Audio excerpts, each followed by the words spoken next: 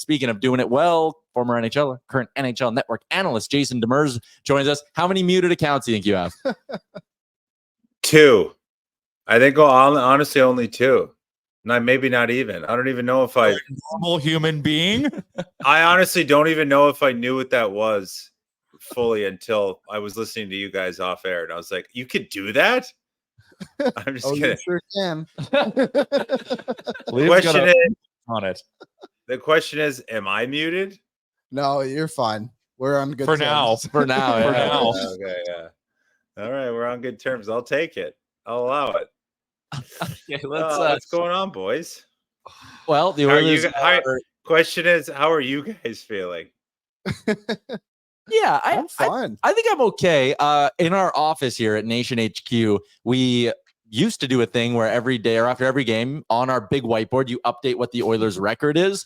And Liam has erased it and just wrote, "Ask me in December," and won't let anyone update the record anymore. So that's kind of where we're at. Yeah, I mean, I guess if the Pacific wasn't such a shit show in itself, it'd probably be more worrisome. But, lucky for the Oilers that no one has really seized that. And you got to think, other than Calgary, but you got to think Calgary will kind of even out a little bit. And so really it's anybody's game in the Pacific comparatively to the only issue is I really can't pick more than 3 teams in the Pacific making the playoffs. So it's going to be kind of a race at the end. I don't know if you're going to beat out 5 teams in the Central, so that wild card spot's going to be interesting, but obviously we're still early but they got a lot to work on. Yep. Yeah, there's a lot to work on. And you know what doesn't help is when we sit here and have to have conversations about, should Dermott play over Emberson? And where's the best spot for Stetcher? And Philip Broberg has like 8 points already. Yeah, I think I tweeted that this offseason. I was like, listen, pay him that money because it's hard to find that kind of smooth skating defenseman in the league that can play 200 foot. Like if you look throughout the league, like this is not just like an indictment on the Oilers. I was just talking to my wife about this because I'm looking at rosters and I'm like, man, if you're a steady defenseman, this is the time to be in the NHL because there is a lot of opportunity to play on a lot of teams because there's not that many great 200-foot defensemen. Like there's not a ton of them. There's not a huge vat to pick from like there was, 10 years ago, 5 years ago, where you could just there was guys looking for jobs. Like obviously Justin Schultz is one who just left, and you can maybe say Kevin Shattenkirk as an older guy, but like if you're a young guy, like get your money if you're a solid 200-foot defenseman because there is a place for you somewhere in the league. So I feel like, losing both those guys was huge. Obviously, I didn't love the number, the offer sheet, but Broberg definitely warranted at least spending that money because regardless of if he performed to it or not in a year or two, you could have traded him and somebody would have paid and retained some salary. I just think if you were looking at up and down the lineup of what you had coming up in the system, and I'm at the point where I'm like, give Phil Kemp a try and give some guys a try down there and start bringing some guys up and seeing what you have and see if you can kind of piece together a decor. But they obviously looking forward. I said it last time, they're going to make a trade. I can't imagine Stan Bowman's looking at this being like, we're winning a cup, and nothing against the guys in the locker room there. I think they're all great guys. They're all NHL players, but looking at who you have to beat, you need to shore up that decor a little bit more. And I mean, and the top and the guys up front need to start playing like the skill to their level. So, and I think that's just a feeling out process, but they need to kind of, it's kind of one of those things where, this is why you got to love the Edmonton Oilers fan base. Like everybody understands and they're very knowledgeable from last year. And everybody's like, okay, all right, we lost that game. No, all good. No, okay, we're okay. We're not off the hot start. You can start seeing like people are starting to like get tighter, and it's like, come on, let's figure it out now. Come on, this is getting a little, don't do this again to us, So it's it's great. Yeah, we're 5 games away from 2-9-1. What could be? There's no way. I'm not willing. No, they're not. They're not hitting that again. I know, but just I'm not even saying to be dire. It's like let's just get us in our office and then get on with the season. Yeah, let's just get to 2-9-1 is what you're saying, and then let's just roll. Yeah, move on. I got to find some kind of delicious flavor of Kool-Aid to drink, and that's the only flavor out there right now. Yeah, I know. I mean, if there's a team, it's tonight to get right game for Pittsburgh, for not Pittsburgh, but for Edmonton. Yeah. Let's just go beat up on Sidney Crosby. Easy peasy. Easy. Come on. What do you make of this Pittsburgh team though? They probably are a team you could go up against and have a good game. I mean, they've allowed 3+ goals a game. So if you're an Edmonton team that's looking for offense, this is probably the game where you're like, okay, our boys. And if you've looked at Connor historically against the Penguins, he is very dominant. So this is looking like a 4-point night for the Oilers. Now, conversely, looking at the Oilers and that penalty kill, I can see a high scoring game right now tonight. Yeah, that's abysmal. You can't chalk that up to anything worse than what it is. That in itself is a number that I never thought I would see. As a former penalty killer, and that is like, and I know there's guys in that locker room that take pride in that penalty kill, and it's probably eating them up. And obviously, you can look at the power play, 28th in the NHL, or 28th. Yeah, I mean, the power play hasn't been good. They switched up the lines, which I thought would never happen. So credit to them for like saying, "Hey, whoever's going, got to get going." But that penalty kill, you can't win in the NHL with a penalty kill under 75%, let alone 54%. So they got to figure that out. That's when I see that number, it's like, obviously a goaltender has to be your best penalty killer. It's just simple fact. But other than that, it is guys are not in sync. And that's the biggest thing. Guys are not in sync. And then you could say the structure of the penalty kill, but not much has changed from last year other than some personnel. So they got to get on the same page and in a hurry, because you can't be, let alone win the Stanley Cup. You can't make the playoffs with a 54% penalty kill. I'd be hard pressed to find a team with a PK under 60 that made the Stanley Cup playoffs. So, and it's early, obviously they'll chalk that number up, but that's penalty kill numbers are hard to build up. Like, you really need to go on a run. And I get worried, but I'm also like, this team is good, but I'm also like, I'm sure I'm like Oilers fans, like, what's the right amount of time to give them before we're like panic button? Yeah. And that's it. Maybe 2-9-1, but I think I don't know if it's the same team that came back from 2-9-1 as last year, and they're older. They've lost some speed. They got some more veterans, but can this team in the dog days stay healthy and go on a streak? And that's the thing I've been harping on. I know the top guys will, but the big reason they had that 16-game winning streak was their depth guys and their depth decor, and you're asking those guys to do a lot. So that's where it's like, come on, boys. One more for the Gipper. The worst penalty kill in a single season in the last 25 years in the NHL was the Devils in 2020, 2021, and even that was 71%. So right now the Oilers are about 18% worse than the worst penalty kill that's existed in the last 25 years in the sport, which is sad. They're taking on Sidney Crosby tonight. You got a good Sid story from your playing days? Yeah, I was thinking about that the other day because he was on the Amazon show, and we don't get that. How was he on the show? His interview, was it good? Was good. It was pretty standard. It was said. Yeah.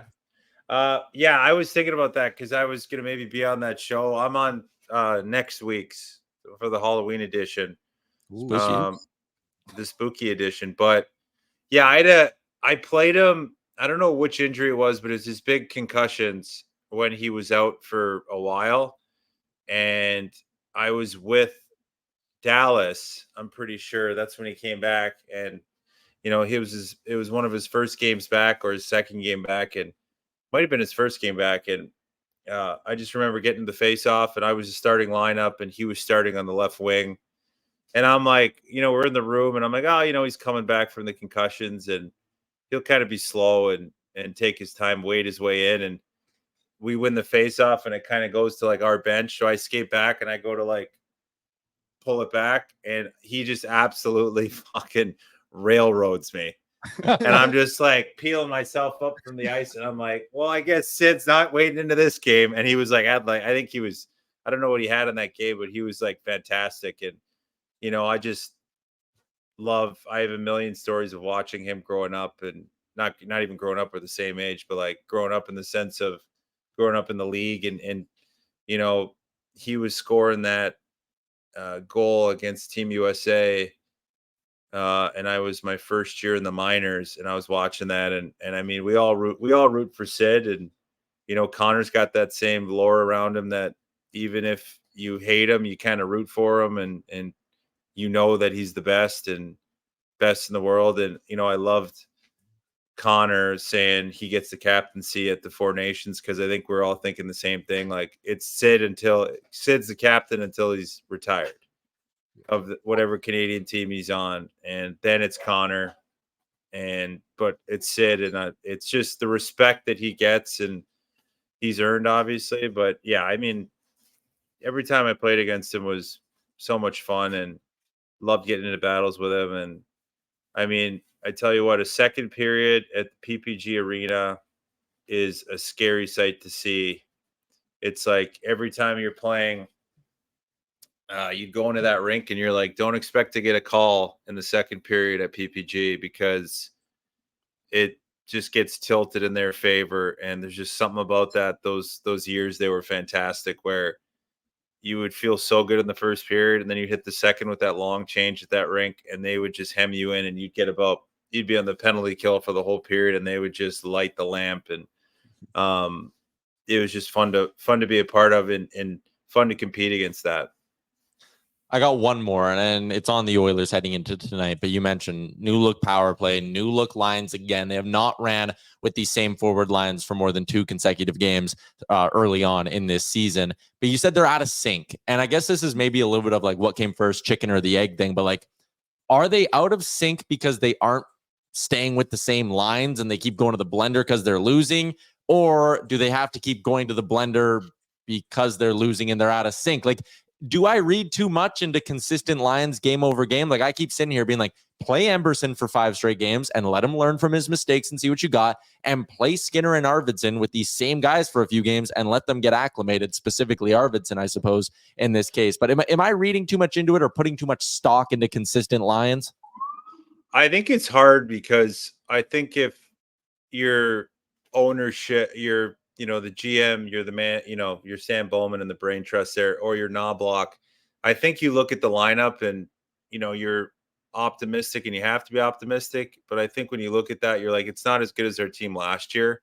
We do have some more skill in certain areas, but I feel like the chemistry and the mesh between everybody was way better than it seems last year. And let's make no bones about it, like, they are severely missing Evander Kane. Like, and Evander Kane getting this surgery is probably the best thing that happened for him in terms of being an Edmonton Oiler. Because if you're watching these games, like, he's a big missing piece. And I don't think I would have said that at the start of the year. I was very bullish on them to start the year, and seeing Skinner, seeing Arvidsson, and it just hasn't clicked. And yeah, the tough thing is, like, how long do you stick with lines, and how long do you break them up? But that's kind of always been Edmonton. Edmonton's always thrown the lines around all the time, and you've never really seen, other than if they go on a long winning streak, it's very much like if they lose, it changes. Now I'd like to see Skinner and Arvidsson with Leon longer, and have those guys just stick together. But I just don't know if that's ever been the MO of the team, and how they've run it. So, I think they're really trying to find something. I think they had that third line emerge in the playoffs at Connor Brown, Henrique, and Janmark, and they just haven't really found that same prowess they had in that cup run. I think that's a big issue too, because that was such a big line as an engine, and it just hasn't really worked. And Janmark's kind of the guy that gets thrown around up and down the lineup. I know you mentioned Noah Philp. I think at one point this season he's going to come up, and when he comes up, he's going to stay. I think they need a guy like him right now. They need a little bit of youthful enthusiasm on the fourth line, and they need some pep to come in and really kind of drive, because I can't believe I didn't mention his name. And I think it's a guy they really missed that was very underrated and probably not appreciated till now. But Ryan McLeod, I think, is a guy that didn't really show up on the score sheet, but was a minute killer for the times he played. He was good on the penalty kill. He was great on the penalty kill and provided them with a lot of speed in the bottom six. I feel like they lost a little bit of that, which was important. So, those guys, you kind of add those young guys up that they lost that you're like, oh, we can get rid of them. They weren't turning out to these superstars, but like they played a huge part in where they got in terms of the energy they brought. I mean, also you got to take into account in the dressing room, the chemistry of, if you talk to any of the guys on the team, Ryan McLeod, Warren Fogle, those were like big glue guys in the room. Holloway as well, like was that little, kid running around, and those guys were pretty integral, keeping things light in the dressing room. And I don't know what it's like now in the room, because I don't know those guys, and I'm sure it's just getting used to those different personalities. But now it's more veteran guys in the room, so they might not be as, they're more business and they're getting in and out of the rink. They're going to see their families. It's not the same as having young kids running around chickens with their heads cut off and being idiots and not knowing that they're not being professional. But sometimes that helps loosen up guys and relax. So that's just, them having brought in a ton of new faces and having it all fit together. But like you guys said, I don't want it to get to 2-9-1. And I do think there's a little bit of grace period with the fact that the Pacific is kind of wide open, which is a good thing for Edmonton. But there's a lot that needs to get ironed out quick. And I kind of said it last week, and last week I said it and I thought they were going to kind of come out of it. And now this week I'm like, okay, got to figure it out. Like, we got to figure out what works, what doesn't work, and who's on board and who's not on board, and let's roll. So it's just I don't know. I'm in a weird spot with Edmonton. I was so bullish on them. I picked them to be my cup winners this year. I had them against the Devils, and I'm on the fence now. I went from being super bullish to like, I don't know which way to lean, because it just doesn't feel the same, doesn't feel like the buzz is the same as it was last year. And even watching the guys on the ice, I just don't know what's missing. So, and that's for them to kind of figure out in the room, and the ownership and also the coaching staff has to kind of find what buttons to push. But, it'd be a shame if they keep rolling on this trend. So, because it's hard to win those 16-game, 10-game winning streaks every single year. It's a hard thing to do. But it'll happen. It'll happen. Drink the Kool-Aid. It'll happen. I lied about it being the last one. The Oilers did their big autograph session day at West Edmonton Mall, where all the players sit at tables and long lines. Yesterday, we asked Tyler Ennis what's the weirdest thing he ever had to sign, and he said someone came up to him with a baby and said, "I named my baby Enzo after you," and Ennis signed the baby. What's the weirdest thing you ever got asked to sign? And there's always weird. I always laugh like when you get these like little kids that would come in line and they didn't know who you were, and their parents just brought them because they were the diehards, and they'd be like, "Can you sign my hand?" And you're like, "You're gonna wash that." Like, and then like the next kid behind's like, yeah, sign my hand. Can you sign my arm? And you're like, sure, like this is cool. And then the kid's going home and just washing it off. So it was always something like that. I signed a shoe once. Shoe once. Did I do a set of tits? I did like a chest once, a woman's chest. And that was kind of fun. Sorry, I said. I mean, no, that's fine. Yeah. But did you like go to your wife there for like confirmation on that? It was pre my wife. It was pre my wife. No, I know, but I heard. Yeah, no, all good. Yeah. Oh no. Well, no, my wife But my wife's the one that said tits in the back. Yeah, we heard that. So, you heard it? Yeah, no, it's not. Great. Yeah, team effort, love it.